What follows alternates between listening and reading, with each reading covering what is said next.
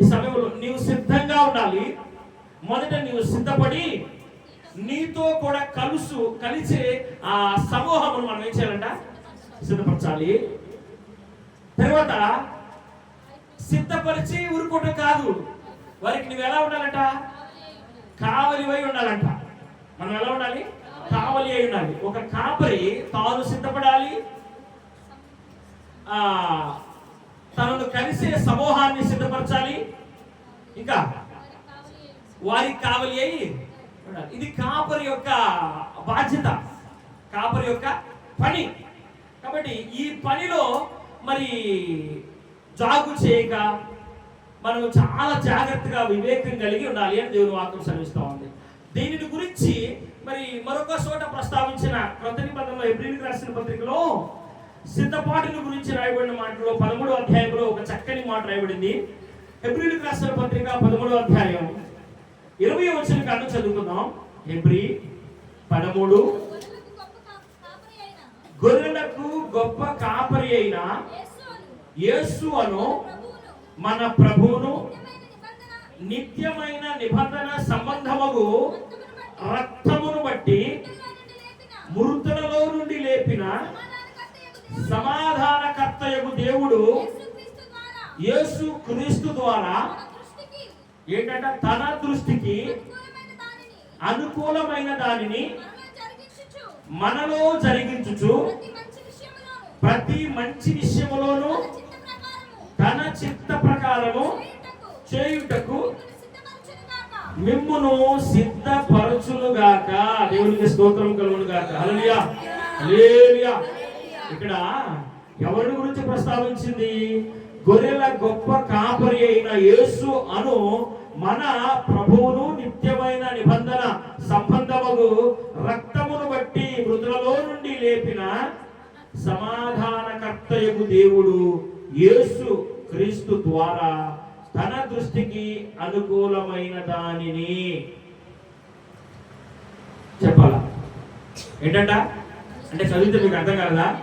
తన దృష్టికి అనుకూలమైన దానిని మనలో జరిగించుచు ప్రతి మంచి విషయములోను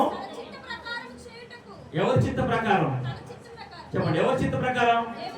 దేవుని చిత్త ప్రకారం చేయుటకు మనల్ని సిద్ధపరచునుగాక.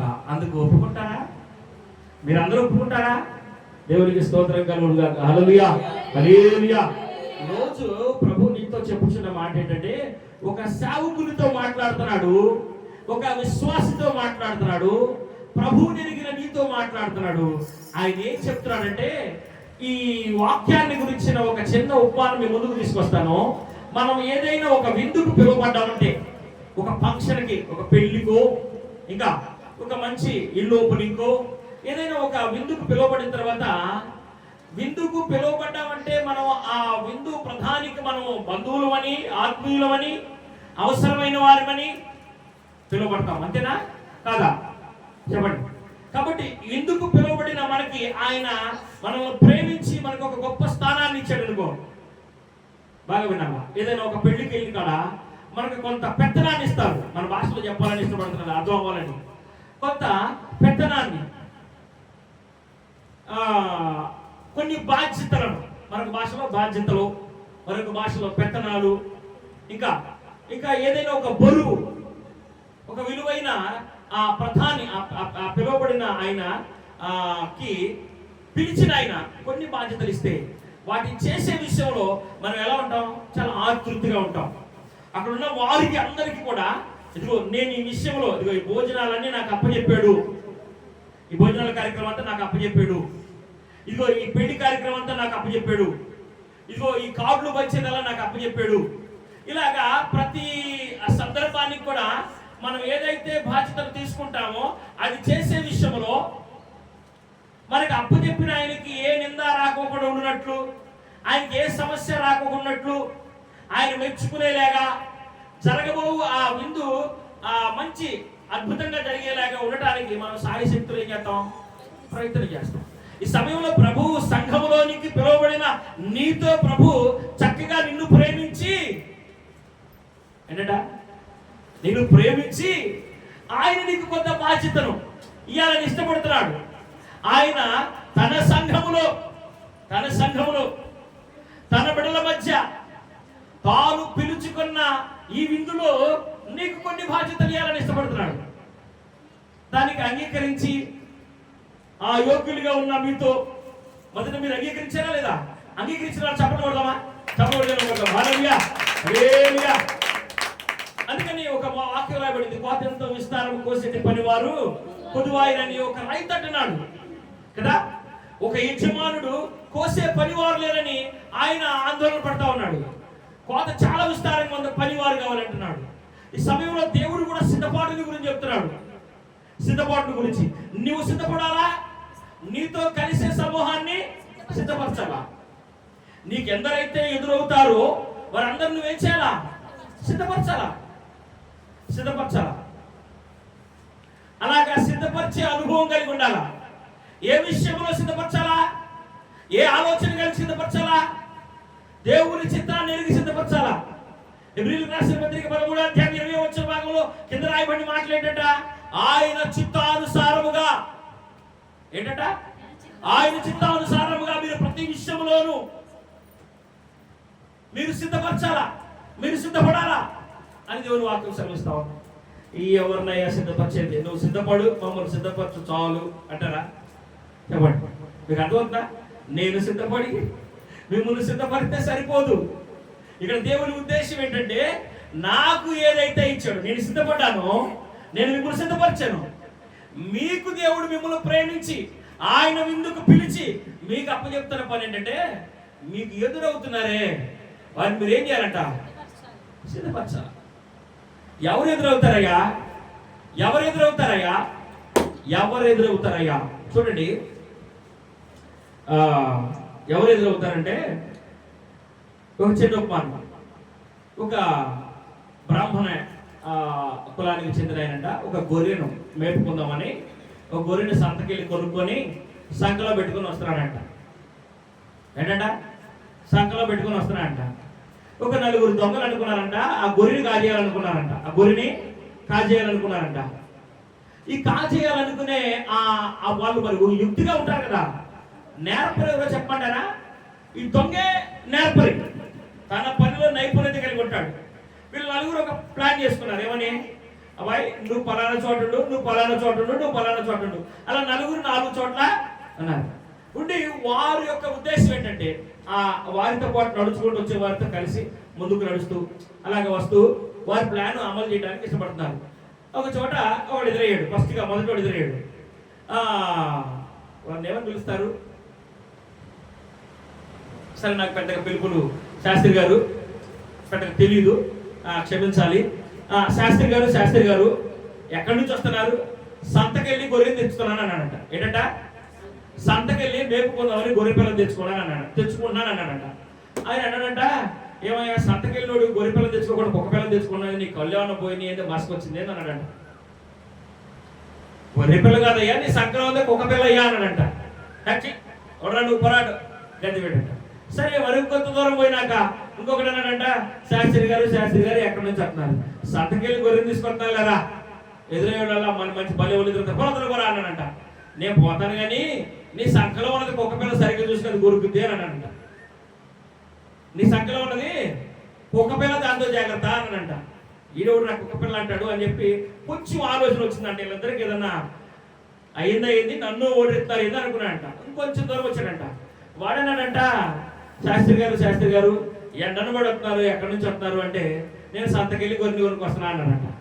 అప్పుడు నేను ఇంతమంది ఎదురవుతుంటే కోపంగా ఇసురుగా సమాధానం చెప్పాడంట. ఏదో మొత్తానికి మీకు ఏదో అయినట్టుందండి, నీ సంకల కుక్క పిల్లలు పెట్టుకొని గొర్రె పిల్లలు అంటారు ఏంటంటే, నేను గుడ్డోడా మీరు గుడ్డోడండి, మీకు ఎదురయ్యే వాళ్ళు ఎవరు చెప్పలేదండి, మీకు అమ్మినోడు మిమ్మల్ని ఎట్ట మోసం చేశాడండి, మొత్తానికి కంటికి ఏదో జబ్బు చేసి చూపించుకోండి, నన్ను తిట్టారు కానీ అన్నాడంట. భలే కోపం వచ్చిందంట. కానీ భలే అనుమానం కూడా వచ్చిందంట. ఏమొచ్చింది? అనుమానం కూడా వచ్చిందంట. ఇంకొంచెం దూరం పోయినాక వాడేం చెప్పాడు తెలుసా? ఏమండి శాస్త్రి గారు ఎక్కడి నుంచి వస్తారంటే, సంతకెళ్ళి గొర్రెని కొనుక్కొస్తున్నాను రా అన్నాడంట. ఏమంటే మీకు ఏదో పిచ్చి ఎక్కినట్టుంది, మీ సంఖ్యలో ఉన్నది పిచ్చుకోకండి అన్నాడంట. ఏంటంట? మీకు ఏదో పిచ్చి ఎక్కినట్టుంది, మీ సంఖ్యలో ఉన్నది పిచ్చి కుక్క అండి, మిమ్మల్ని కలిసిన కుక్కనే మీరు సంఖ్యను పెట్టుకుని వస్తున్నట్టున్నారు, మీ గాయం ఏడుందండి అంటున్నాడంట. మీ గాయం ఏడుంది అంటాడంట. ఈ నలుగురు చెప్పిన దాన్ని బట్టి నిజంగా నాకేమైనా పిచ్చి ఎక్కిందా అయింది, ఈ నా చేతిలో ఉన్నది ఒక పిచ్చి కుక్కేమో, ఇది నన్ను కొరికిందేమో, ఒకడన్నా నిజం చెప్పాలి కదా, గొర్రెని నాకు చెప్పాలి కదా, ఏదో మోసపోయానని ఈశ్వర ఒకటేసాడంట. ఏం చేశాడు? ఈశ్వర ఒకటేసాడంట. ఈశ్వర ఒకటేసి 4 అడుగులు ముందుకెళ్ళినాక వీళ్ళు గొర్రెని పట్టుకొని వెళ్ళి వారి పని వాళ్ళు చేసుకున్నారంట. అంటే వీళ్ళు ఏం చేశారంట? తమ ఆకలి తీర్చుకోవడానికి వారు నైపుణ్యతగా సిద్ధపడ్డారు. మీకు అర్థమవుతుందా? వారు తమ పనిలో నైపుణ్యతను చూపించారు. వారే అంత నైపుణ్యత చూపిస్తే అంటున్నారా, ఆకలి అవుతున్న వారు వారే నైపుణ్యత, వారు ఆకలి తీర్చుకోవడానికి అంత నైపుణ్యత, అంటే ఒక చెడు పనికి అంత నైపుణ్యత చూపిస్తే, అలాంటి నైపుణ్యత కలిగి వారు ఉంటే, దేవుడు ఈ మధ్యాహ్న సమయంలో మూలవాక్యంలో ప్రభు అంతా చెప్తున్న మాట ఏంటంటే, వాళ్ళు సిద్ధపడ్డారు. ఆ నలుగురు సిద్ధపడ్డారు వాళ్ళ ఆకలి తీర్చుకోవడానికి, వారి అవసరం తీర్చుకోవడానికి. దేవుడు ఏమన్నాడంటే, నీవు సిద్ధపడు. ఏంటంట? నీవు సిద్ధపడు, నీకు ఎదురవుతున్న సమూహాన్ని సిద్ధపరచు, వారికి కావలిగా ఉండు, వారికి కావలిగా ఉండు అని అన్నాడు. ఇక్కడ మనం సిద్ధపడాలా. మొట్టమొదట ఏ విషయంలో సిద్ధపడాలా? ఎన్నిక లేని విషయంలోనే వారు మంచి సిద్ధపాటు కలిగి ఉన్నారు. ఎన్నిక కలిగి, యోగ్యత కలిగి, శ్రేష్టమైన అమూల్యమైన ప్రభు రాకడ కొరకు నీవు సిద్ధపడున్నావు కదా. నిరీక్షణ లేని వారే సిద్ధపడున్నారు, నిరీక్షణ కలిగిన వారిగా నీవు సిద్ధపడ్డావు కదా. అర్థమవుతుందా? మనం అందరూ మన సిద్ధపాటు అంటే దేని గురించి? ప్రభు రాకడ గురించి. అయితే ఈ ప్రభు రాకడను గురించి సిద్ధపడాల్సిన ఈ సమయంలో అందరూ ఇంకా ఎక్కడుండిపోయారంటే, క్రైస్తవ సమాజం అంతా 2000 సంవత్సరాలకు పూర్వం ఆయన ఈ లోకానికి వచ్చాడే, ఇంకా అక్కడే సిద్ధపడుతున్నారు. ఎక్కడ? ఇంకా క్రిస్మస్ దగ్గరే సిద్ధపడుతున్నారు. ఇక క్రిస్మస్ దగ్గరే ఉండిపోయారు. 2000 సంవత్సరాల పూర్వమే ఆయన వచ్చి వెళ్ళి మరలా వస్తారంటే, ఆయన ఇప్పుడు వస్తానన్న దానికి సిద్ధపాటు తక్కువగా ఉంది. ఇంకా ఈ జనమంతా ఎక్కడున్నారంట? ఎక్కడున్నారు? క్రిస్మస్ కాడే ఉన్నారు. 2000 సంవత్సరాలుగా పూర్వం యేసు ప్రభు వారి లోకానికి వచ్చిన అక్కడే ఉండిపోయారు. అక్కడే వారి ఆలోచనలు అంతా అక్కడ ఆగిపోయింది, వారి విశ్వాసం అంతా అక్కడ ఆగిపోయింది, వారి ఎదుగుదలంతా అక్కడే ఆగిపోయింది. ముందుకు సాగేవారిగా లేరు. ఈనాడు నిన్ను సిద్ధపడమంటున్న ఆ గొప్ప ఆయన ఉద్దేశం ఏంటంటే, ఆయన రాకడ కొరకు మనం ఏం చేయాలంట? సిద్ధపడాలి. ఆయన రాకడ కొరకు సిద్ధపడాలి. ప్రపంచం అంతా ఇప్పుడు వినబడుతున్న, సోషల్ మీడియాలో వినబడుతున్న ఒక గొప్ప మాట ఏంటంటే, ప్రపంచం మీదే, ఒక దేశం మీద కాదు, ఒక ఊరిలో కాదు. మనం అంతా చెప్తాం కదా, మనకు పుట్టిన 4 పిల్లల్లో ఒక పిల్లడు తెలివి కల్లవాడు అంటాం. మన 4 కుటుంబాల్లో ఒక కుటుంబంలో ఉన్న ఒక వ్యక్తి తెలివి కల్లవాడు అంటాం. ఒక గ్రామంలో తెలివి కల్లవాడు అంటాం. ఒక దేశంలో తెలివి కల్లవాడు అంటాం. కానీ ప్రపంచం మొత్తం మీదే మంచి తెలివి కలిగిన, గుర్తింపు పొందిన ఒక గొప్ప వ్యక్తి ఆయన చెప్తున్న, ఇప్పుడు ఈ మధ్య సోషల్ మీడియాలోకి వచ్చి ఆయన ఇంటర్వ్యూ ఇచ్చి ఆయన చెప్తున్న ఒక ముఖ్యమైన అంశం ఏంటంటే, ఆయన ఈ అర్జెంటుగా సోషల్ మీడియాలోకి వచ్చి ఆయన చెప్పాలనుకున్న ఆ ముఖ్యాంశం ఏంటంటే, ఆయన చెప్తున్నాడు, యేసు ప్రభు వారు రాకడ త్వరగా ఉంది అని చెప్తున్నాడు. దీన్ని కొట్టేయడానికి ఒకవేళ ఎవరైనా దీన్ని ధిక్కరించవచ్చు. ఇప్పుడు ప్రపంచంలోనే అత్యధికమైన నెంబర్ 1 స్థాయిలో ఉన్న ఒకే ఒక వ్యక్తి ఆయన చెప్తున్న మాట ఏం చెప్తున్నాడంట? ప్రభు రాకడ, యేసు ప్రభు వారి 2వ రాకడ త్వరగా జరగబోతుంది అని చెప్తున్నాడు. అంటే ఆ మాట చెప్పినాక క్రైస్తవ సమాజంలో కొంత మేరకు ఉద్యమము, కొంత మేరకు భయము, ఆందోళన వచ్చింది. అవగాహన కలిగిన వాళ్ళందరికీ భయము, ఆందోళన వచ్చింది. మనము ఎక్కడ సిద్ధపడాలా? క్రిస్మస్ కొరకు సిద్ధపడదామా? ప్రభు రాకడ కొరకు సిద్ధపడదామా? ప్రభు రాకడ కొరకు సిద్ధపడదాం. ప్రభు రాకడ కొరకు సిద్ధపడే వారిగా మనం ఉండాలి. మనము సిద్ధపడాలి. మనకు ఎదురైన వారిని సిద్ధపరచాలి.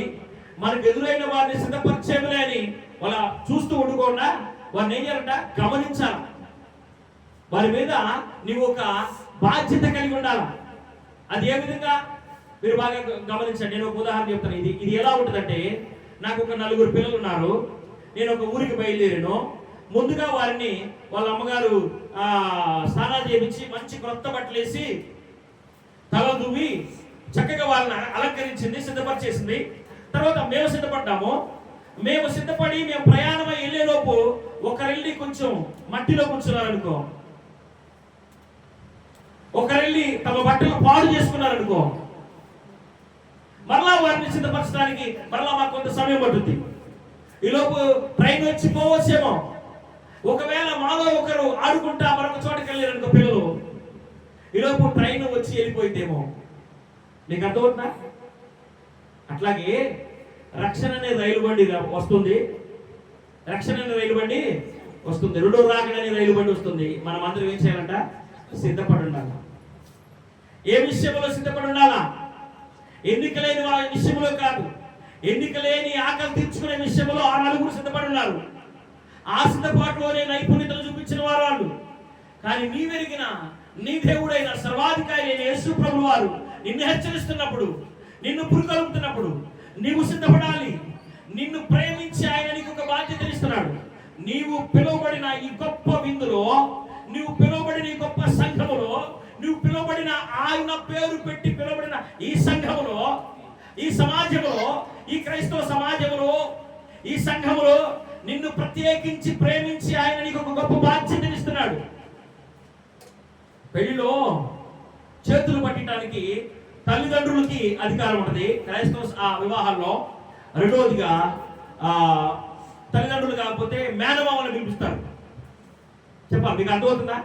మేనమామని పిలిపిస్తారు, తండ్రి తర్వాత తండ్రి అని కదా. కనుక మరి ఆ పెళ్లి విందుకి కావలసిన అనేకమైన పనిముట్లు సమకూర్చే విషయంలో ఒక్కొక్కరికి ఒక్కొక్క బాధ్యత ఉంటుంది. పెళ్లి అనగానే ఈ తల్లిదండ్రులు వెళ్ళిపోయి పెళ్లి కుదుర్చుకొని అన్ని ముగించుకుంటారా? అన్నదమ్ములు రావాలా, అక్క చెల్లెలు రావాలా, రక్త సంబంధికులు అందరూ రావాలా, వాళ్ళందరూ కూర్చోవాలా, ఎవరు బాధ్యత ఎవరు నిర్వర్తించాలో మాట్లాడుకోవాలా. అప్పుడు ఆ వివాహం ఏం జరుగుతుంది? అద్భుతంగా జరుగుద్ది. ఎలా జరుగుద్ది? అద్భుతంగా జరిగింది. కాబట్టి దేవుడు ఈ మధ్యాహ్న సమయంలో నీతో మాట్లాడుతున్న ఆ శ్రేష్టమైన మాట, నీవు సిద్ధపడాలా. మూలవాక్యములో రాయబడింది, నీకు ఎదురైన వారిని సిద్ధపరచాలా. వారికి నువ్వేమై ఉండాలంటే కావలి అయి ఉండాలా. ఎలా ఉండాలా? కావలి అయి ఉండాలా. అందుకని కావలి అయి ఉండి, ఎలా ఉంటాడు? కావలి అయి ఉండి నా బిడ్డల విషయంలో, నా ప్రయాణం కొరకు సిద్ధపరిచి వారిని తయారు చేసిన విషయంలో ఎవరైనా దానికి అటు ఇటు వెళ్ళి నా ప్రయాణాన్ని భంగం కలిగిస్తారేమో, నా ప్రయాణాన్ని భంగం కలిగిస్తారేమోనని బెత్తం తీసుకుంటా. ఏం తీసుకుంటాను? బెత్తం తీసుకుంటా. ప్రేమ కలిగి చెప్తా. ఇంకా లోపడకపోతే బెత్తం తీసుకుంటా. అధికారం నాకుంది నేను కన్న బిడ్డల పట్ల. అట్లాగే సంఘ కాపరిగా ఉన్నవారు మీ విషయంలో వారు ఏమైనారంటే, మొదట వారు సిద్ధపడ్డారు, మిమ్మల్ని సిద్ధపరిచారు. మీరు సిద్ధపాటును పాడు చేసుకోకుండా ఉండటానికి వారు మీ పట్ల ఏమైనారంటే కావలి వారై ఉన్నారు. ఏమైనారు? కావలి వారై ఉన్నారు. అది వారి బాధ్యత. మన ప్రధాన కాపరి అయిన పరిశుద్ధాత్ముడు ప్రభువైన యేసుక్రీస్తు వారు ఏక మనసు కలిగి, ఏకాత్మ కలిగి వారు మీ పైన ఏమైనారు? కావలి వారై ఉన్నారు. మీ పైన కావలి వారై ఉన్న వారు ఎలా ఉన్నారంటే ఇందులో ఉన్నారు. ఈ కావలి వారు నిన్ను కాయిచున్నారు. ఈ కావలి వారికి నీవు లోబడితే, వింటున్నారా? ఈ కావలి వారి యొక్క ఆ యొక్క అడుగు జాడలో నువ్వు నడవగలిగితే నువ్వేం చేస్తావంటే, నీకు దక్కే గొప్ప మహాకృప ఏంటంటే ఆ విందులో, ఏ విందులో? పరిశుద్ధుల విందులో నీవు పాలిభాగస్తురాలు అవుతావు.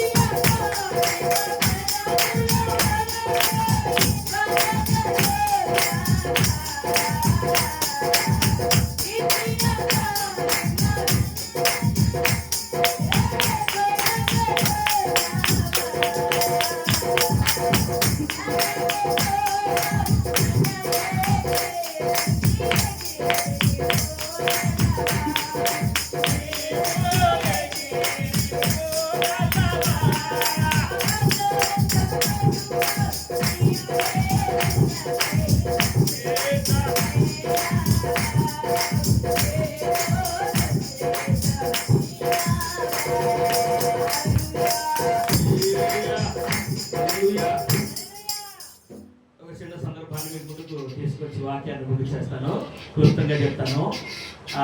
చిన్న వాక్యం ఏంటంటే, యేసు ప్రభు వారు మనకేమై ఉన్నాడు? ప్రధాన కాపరి అయి ఉన్నాడు. ఆయన ప్రధాన కాపరి కదా. ఆయన కొన్ని విషయాల్లో మనం హెచ్చరించిన సందర్భాన్ని మీ ముందుకు తీసుకురావడానికి ఇష్టపడతాను. చూద్దామా? మార్కు సువార్త 14వ అధ్యాయం 15వ వచనం చదువుకుందాం. మార్కు సువార్త 14:15 చదువుకుందాం.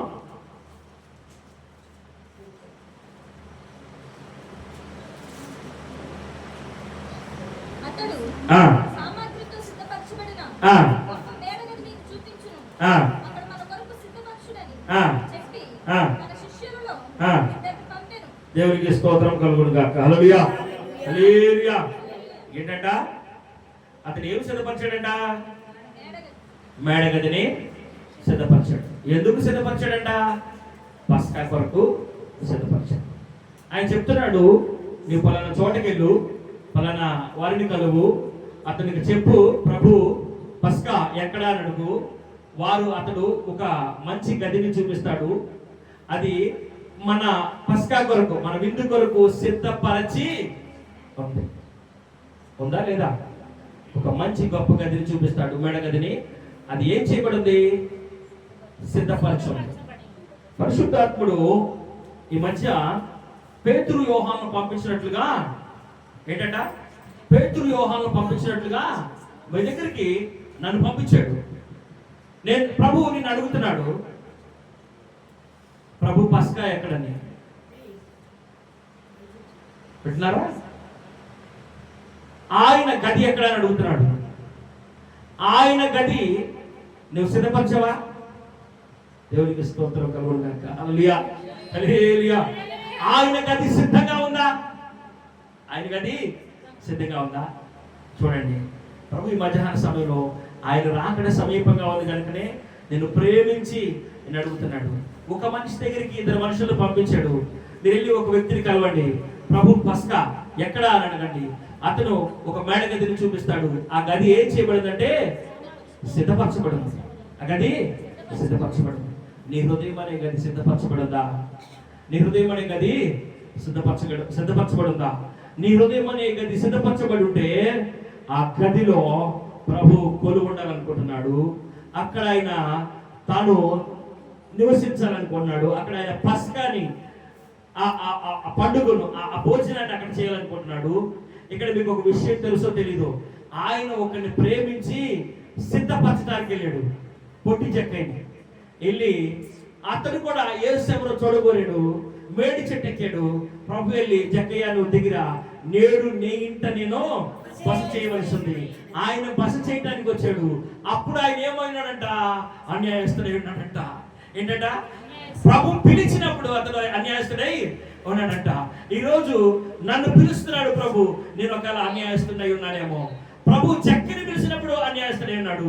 నిన్ను పిలుస్తున్నాడు ఈ సమయంలో, సిద్ధంగా ఉన్నావా అని. నీవు ఇప్పుడు ఒకవేళ అన్యాయస్తుడిగా ఉంటే చక్కె కూడా అలాగే. ఎప్పుడైతే ప్రభు పిలిచాడో గబగబ వచ్చి ప్రభుని ఆహ్వానించాడు, ఇంట చేర్చుకున్నాడు, విందు సిద్ధం చేశాడు.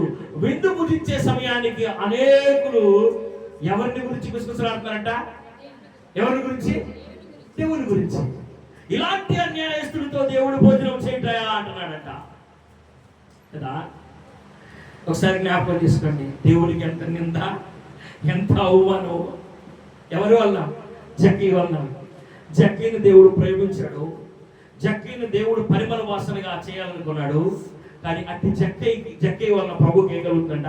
నింద కలుగుతుందంట, అవమానం కలుగుతుందంట.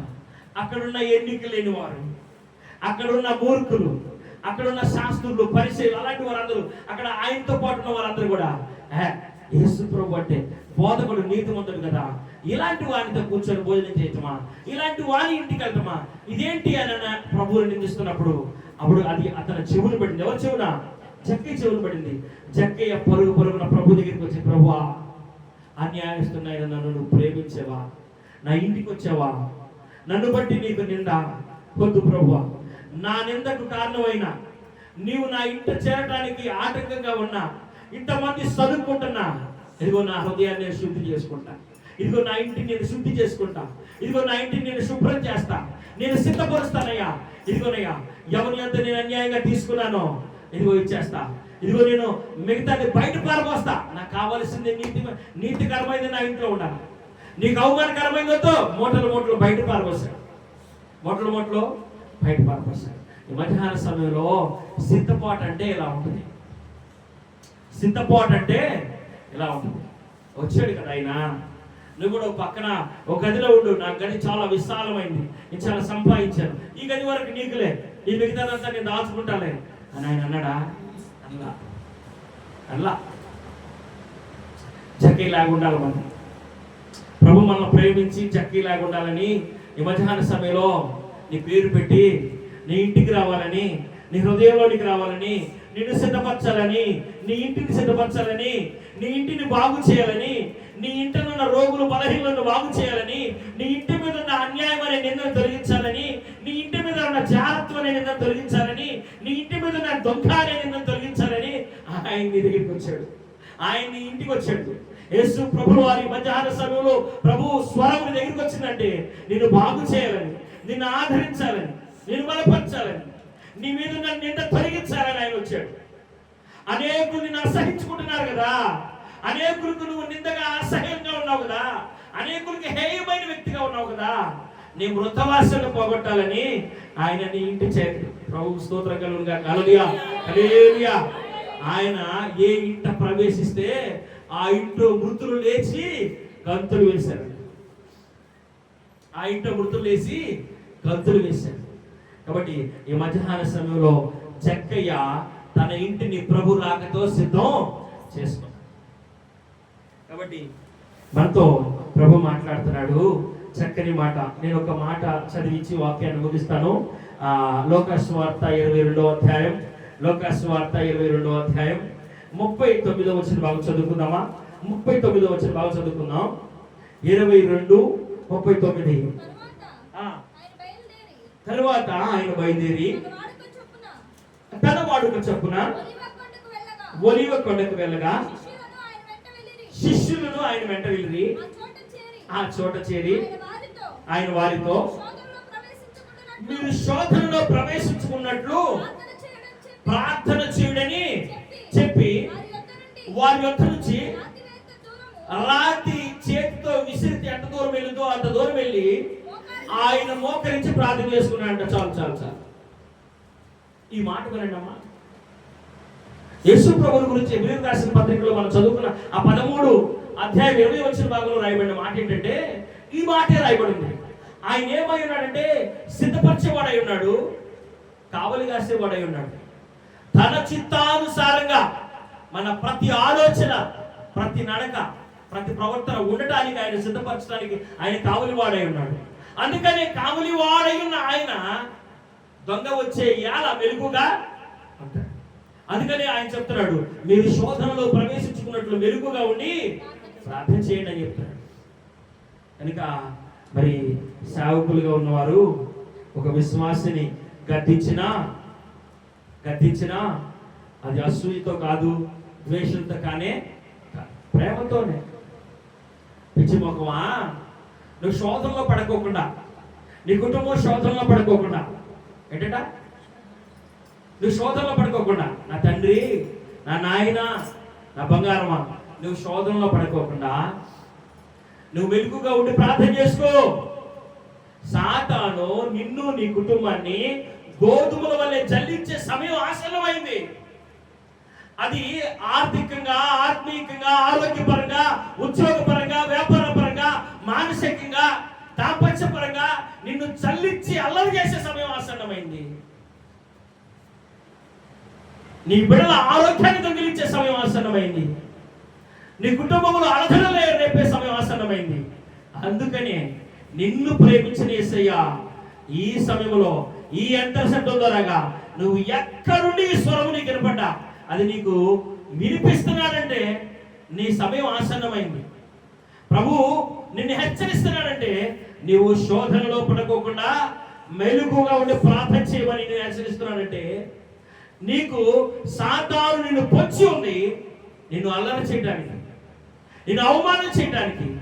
నిన్ను సాతాను జల్లెడలో వేసి ఆర్థికంగా, ఆత్మీయంగా, ఆరోగ్యపరంగా, ఉద్యోగపరంగా, వ్యాపార పరంగా, నీ చేతి పని పరంగా, నీ దాంపత్య పరంగా నిన్ను అల్లరి చేయడానికి వాడు పూనుకొని ఉన్నాడు. కనుక నీవు మెలకుగా ఉండి ప్రార్థన చేయి. ఇది కావాలి కాయటం అంటే, ఇది కావాలి కాయటం అంటే.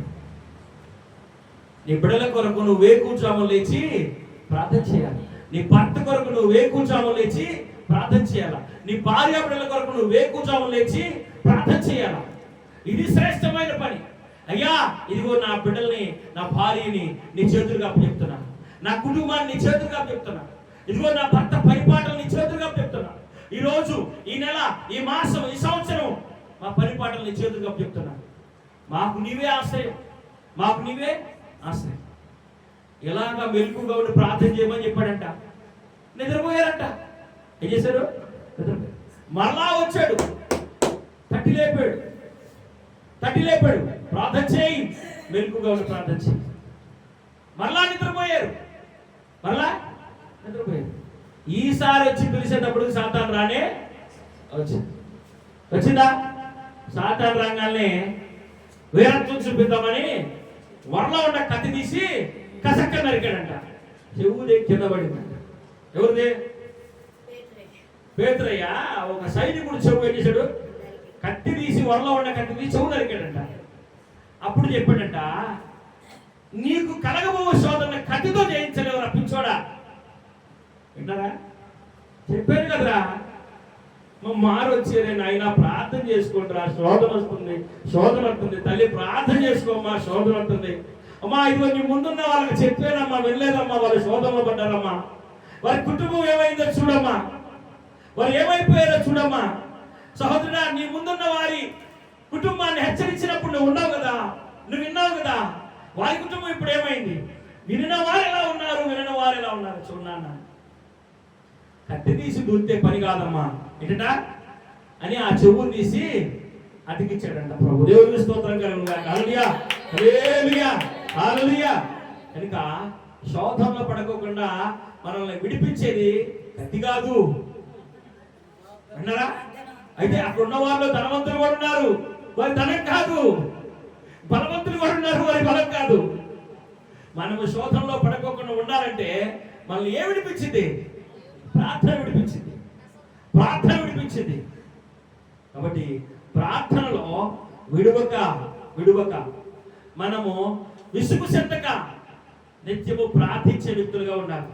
నీ ప్రార్థన సమయాన్ని దొంగిలించేస్తాడు. మొట్టమొదట నీ ప్రార్థనా సమయాన్ని, నువ్వు ప్రార్థన చేసుకునే సమయాలు నిన్ను దేవుడు హెచ్చరించి బలపరచడానికి, ఆయన ఏదైనా నీకు ఏదైనా కలగబోదాన్ని చెప్పడానికి సేవకుల ద్వారాగా ఏదో చెప్పబోతుంటే ఆ సేవకులతో కలవకోకుండా ఉండే ఏదో ఒక పని కలుగు చేసి సేవకులకు దూరంగా ఉంచుతాడు. సేవకుల మీద కోపము, కష్టము, లేకపోతే వారిని కలవటానికి వేరే వేరే పనులు ఏదో పురమాయించేస్తాడు. నువ్వేం చేస్తావంటే అనేక పనులు పెట్టుకొని, మార్తా మరియా విస్తారమైన పనులు పెట్టుకుంది. ఎవరు? లేక విస్తారమైన పనులు పెట్టుకొని చక్కని మాటలు, జరగబోవు దాని గురించి హెచ్చరిక మాటలు వినక టింగ్ టింగ్ టింగ్ టింగ్ అని వస్తాడే. వాడి రాతే వాడికి తెలియదు. వాడిని పిలిచి చేయి చూపించి నా రాత ఎత్తుందో చెప్పు అంటే వాడేం చెప్తాడు? వాడేం చెప్తాడు? 2 సోళ్ళ బియ్యం తీసుకురా, నల్ల కోడిని తీసుకురా అంటాడు, గుప్పెడు డబ్బులు తీసుకురా అంటాడు. టింగ్ టింగ్ అని చెప్పేవాడు కాదమ్మా, నీ రాత నా రాత చెప్పేది. ఎవరు చెప్తారు? దేవుడు చెప్తాడు. భవిష్యత్తు జ్ఞానం ఎరిగినోడు చెప్తాడు. నిన్ను ప్రేమించి నీ కోసం ప్రాణం పెట్టినోడు చెప్తాడు. కాబట్టి జ్ఞాపకం చేసుకో, మెలకుగా ఉండి ప్రార్థన చేయాలా, నీవు సిద్ధంగా ఉండాలా. నీ ఇంటనున్న వారందరినీ సిద్ధపరచాలా, నీకు ఎదురవుతున్న వారిని సిద్ధపరచాలా, నీ స్నేహితులను సిద్ధపరచాలా, నీ శ్రేయభిలాషులను సిద్ధపరచాలా. నీకు ఎందరైతే విలువిస్తారో, నీ మాటకి ఎందరైతే లోబడతారో, నీ మాటను ఎందరైతే గౌరవిస్తారో, నీ మాటను ఎందరైతే ప్రేమిస్తారో వారందరూ నువ్వు ప్రభు వైపు తిప్పాలా. అది సిద్ధపాటు.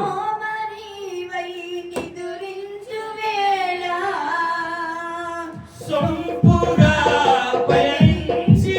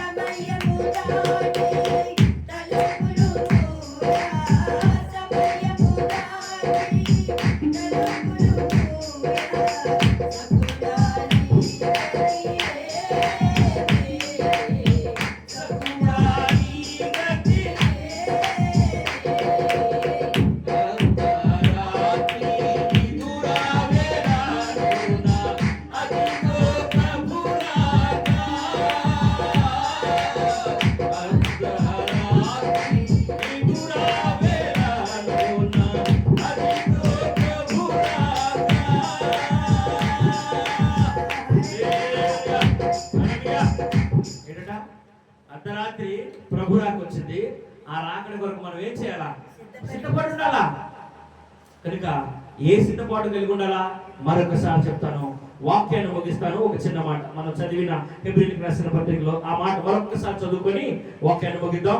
ఎందుకంటే మన ప్రియులు మరి ఈ ప్రతి నెల ప్రభు భోజనంలో పాల్గొన్న తర్వాత ఎవరో ఒకరు మరి మంచి ఆహారాన్ని కూడా మనకు సిద్ధపరుస్తున్నారు, భౌతికమైన ఆహారాన్ని.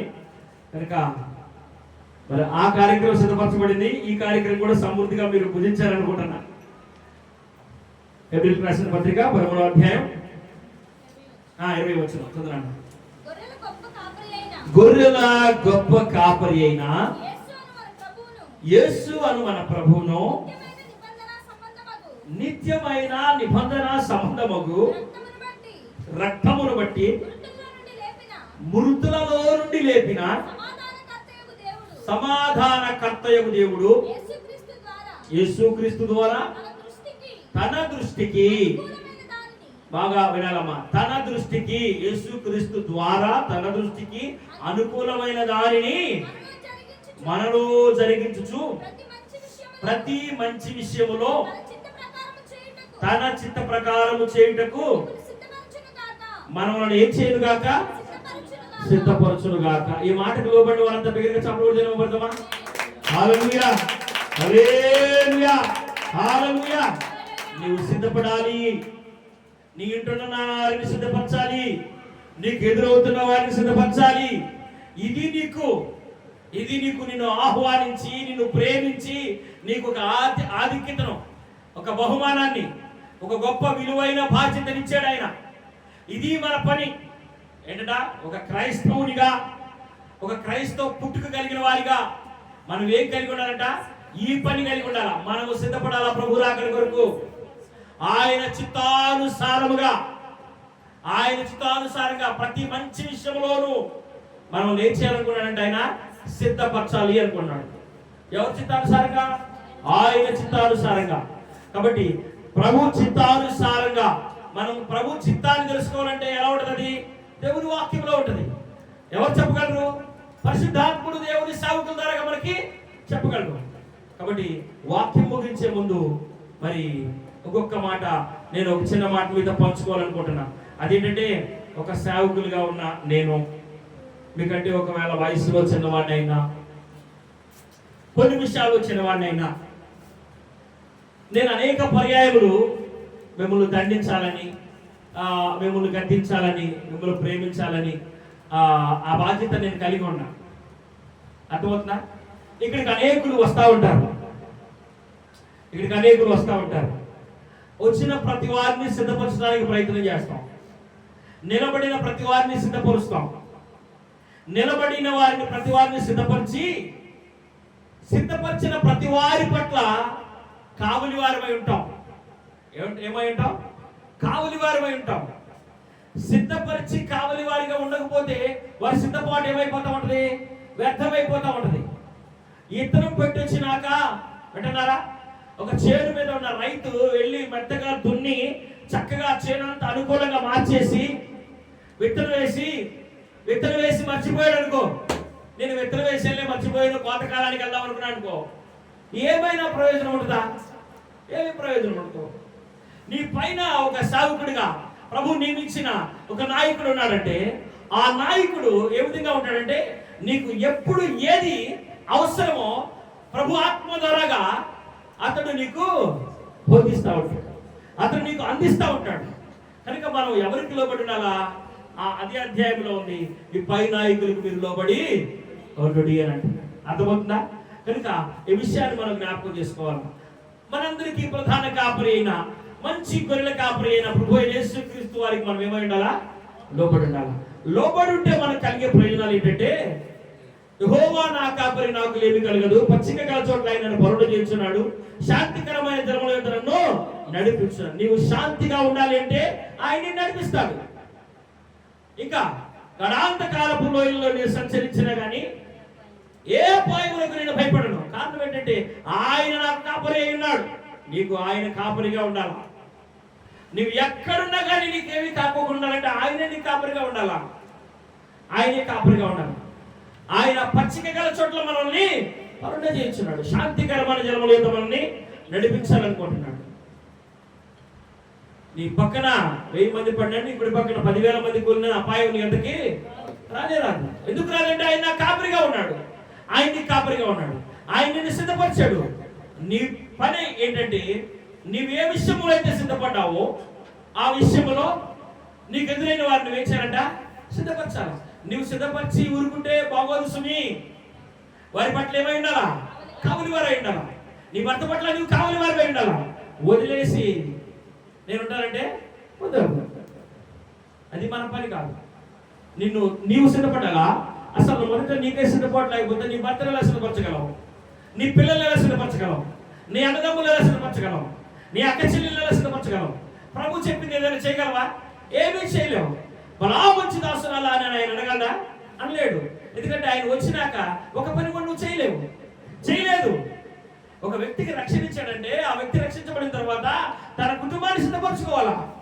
సిద్ధపరచుకోమని సేవకుడు పలుమార్లు చెప్పినాక వినకపోతే ఆ సమయం ఆసన్నమైనప్పుడు కత్తి తీసి చెవు నరిగితే ప్రయోజనం లేదు. సిద్ధపాటు దేంతో వచ్చింది? ప్రార్థనతో వచ్చింది. శోధనలో ప్రవేశించుకున్నట్లు మెలుకుకోడు ప్రార్థన చేయరా బంగారం అన్నావు అనుకో, చక్కని తల్లి ప్రార్థన చేయమ్మా అన్నావు అనుకో, ఆ పొదుగుగులి నేంద్రా బాబు నా మీద అధికారం విన్నారా? నీ మీద నిన్ను ప్రేమించి నీ కుటుంబము నీవు అల్లరి కాకుండా ఉండాలని పరిశుద్ధాత్మ నిన్ను ప్రేమించి ఆయన్ని హెచ్చరిస్తున్నాడు. నువ్వు సిద్ధపాటు కలిగి ఉండాలా. ప్రభు రాకడ కొరకు నువ్వు సిద్ధపడాలా. నీ బిడ్డల్ని సిద్ధపరచుకోవాలా, నీ యజమానుని సిద్ధపరచుకోవాలా. అది దేవుడు నీకు ఇచ్చిన బాధ్యత. అంత మాత్రమే కాకుండా ఇంట గెలిచి చెప్పండి, అది మీరు బాగా చెప్తారు. ఎడగలవాలా? రంచగలవాలా? ఎక్కడికి వెళ్ళవాలా? ముందు ఇంటికి వెళ్ళవండి, ఆ తర్వాత మీరు బాగా చెప్పే ప్రదేశాన్ని గెలవండి. ప్రభు ఆ రీతిగా మిమ్మల్ని సిద్ధపరిచి మీరు అనేకులు సిద్ధపరచినట్లు, ప్రభు మీకు కావలిగా ఉండి మీరు అనేకులు కావలిగా ఉన్నట్లు మిమ్మల్ని ప్రభు సిద్ధపరచుగాక. ఆమేన్. దగ్గరగా చప్పట్లు కొట్టి అయిపోతాం. హల్లెలూయా, హల్లెలూయా. సిద్ధపడిన వారందరూ చప్పట్లు కొడదాం. సిద్ధపరచడానికి పూనుకున్న వారందరూ చప్పట్లు కొడదాం. దేవునికి మహిమ కలుగును గాక. ఈ మాటలు ప్రభు వినికిడిలో దీవించి ఆశీర్వదించును గాక. మీ కొరకు 2 రకాలైన ఆహారాలు సిద్ధపరచున్నాయి. ప్రభు భోజనము మంచి సిద్ధపాటు కలిగి అందులో పాల్గొనడానికి ప్రభు మనకి సహాయం చేయను గాక. తెల్లవచ్చని కొద్ది నిమిషాలు ప్రార్థన చేసుకుందాం.